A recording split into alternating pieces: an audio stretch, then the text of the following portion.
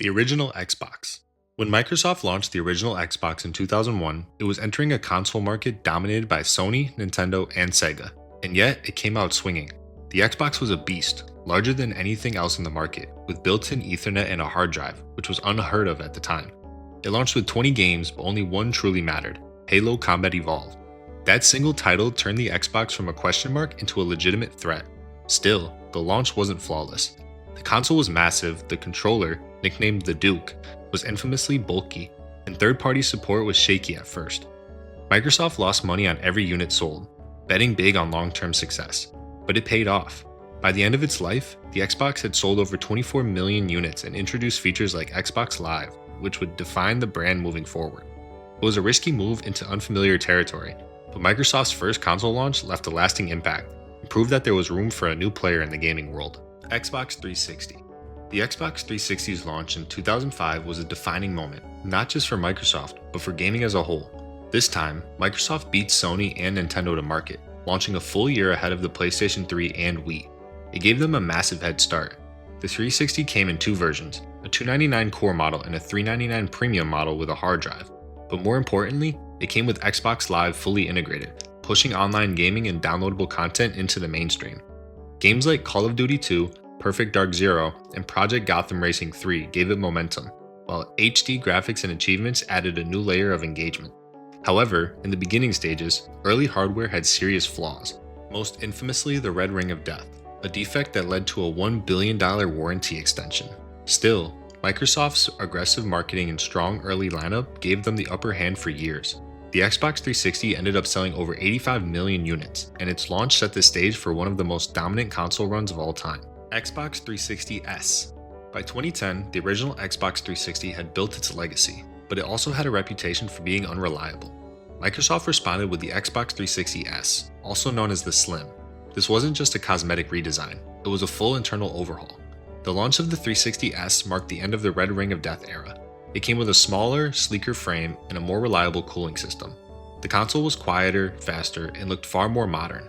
It launched at $299 and replaced the original model on store shelves almost instantly. Microsoft timed it perfectly. The 360S launched right before Kinect, and the two were often bundled together for the holidays. The redesign extended the life of the Xbox 360 well into the next generation, keeping Microsoft competitive even as the PlayStation 3 started to gain ground.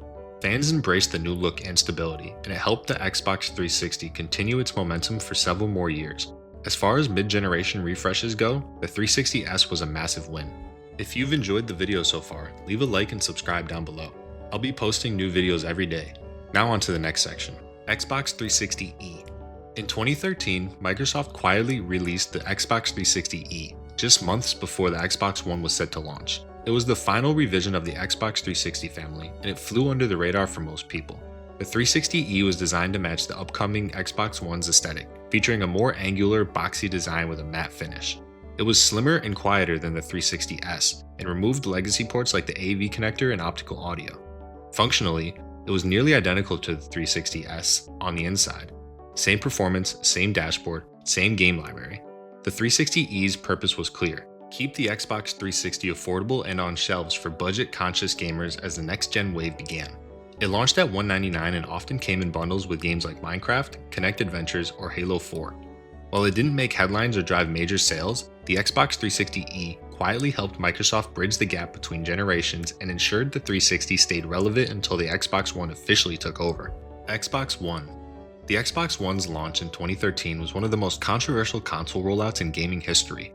Microsoft entered the next generation with bold, but poorly received, plans. At its reveal, the focus wasn't gaming, but TV, sports, and always online DRM. The Xbox One was pitched as an all-in-one media hub, complete with a mandatory Kinect bundle that pushed the price to $499, $100 more than the PlayStation 4. Fans immediately pushed back. The idea of requiring a constant internet connection and limiting used games sparked outrage, and Sony capitalized on the backlash with a mic drop moment at E3. Microsoft eventually walked back many of the policies, but it was too late. The console launched with games like Rise, Son of Rome, Forza Motorsport 5, and Dead Rising 3, but the negative press overshadowed everything. Despite strong hardware and eventual software growth, the Xbox One never fully recovered from its rocky start. It still sold over 50 million units, but it lost the generation to PlayStation. The Xbox One's launch became a lesson in how not to market a console, even if the system itself wasn't bad. Xbox One S. In 2016, Microsoft released the Xbox One S, a slick, more refined version of the original Xbox One. And unlike the original launch, this one landed with almost universal praise. The One S was 40% smaller, ditched the clunky external power brick, and introduced a sleeker, more modern design. But it wasn't just cosmetic. It added 4K video playback, HDR support for games and streaming, and even slightly boosted GPU speed in certain scenarios.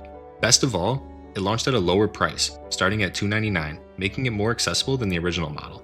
It also didn't force Kinect onto players anymore. In fact, the One S marked the quiet death of Kinect as Microsoft phased it out completely. The system launched with a special white colorway, followed by custom editions for games like Gears of War 4 and Minecraft.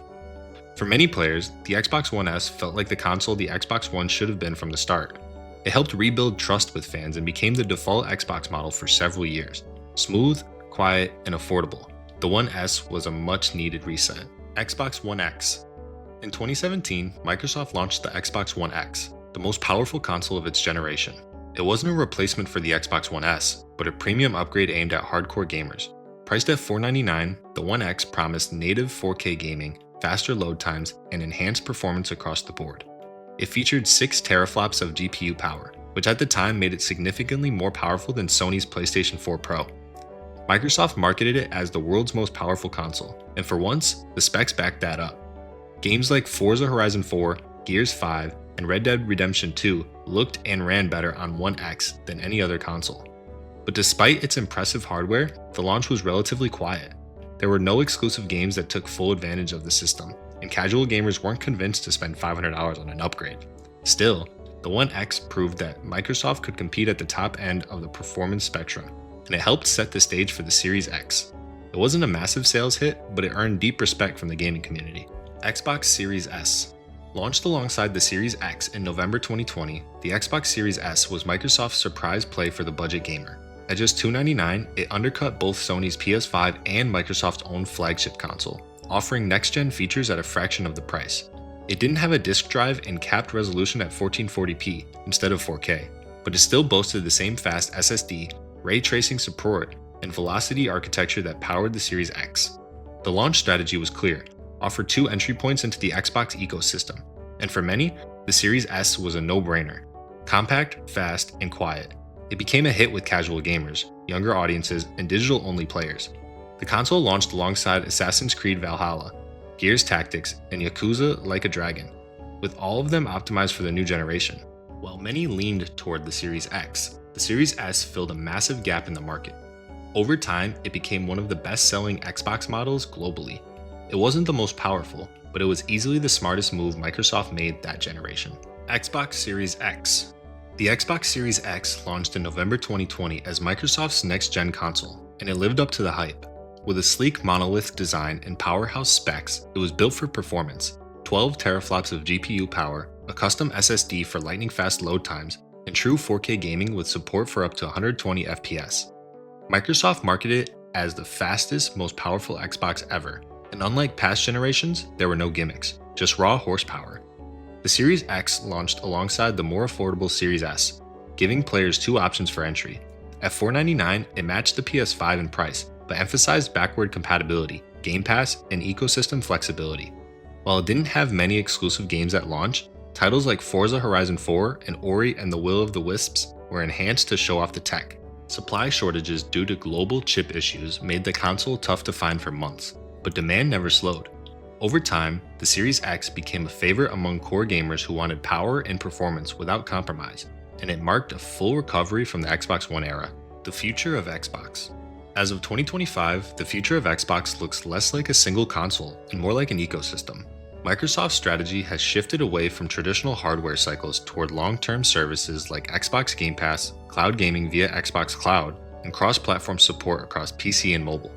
Rumors swirl about a potential Xbox handheld or a new mid-gen refresh of the Series X and S, but Microsoft has been tight-lipped. Instead of focusing solely on a next-gen box, they're building out a platform where hardware is optional. Game Pass continues to grow, and xCloud is inching closer to making AAA gaming playable on any device with a screen. Phil Spencer has even stated that future Xbox hardware could take many forms: modular, handheld, or even streaming only. With acquisitions like Bethesda and Activision Blizzard, the company is investing more in content than ever. So while we don't know what the next Xbox console will look like, or if there even will be one in the traditional sense, it's clear Microsoft is preparing for a future where games matter more than hardware, and this time they're playing the long game. What do you think is next for Xbox? Let me know in the comments below. Thanks for watching.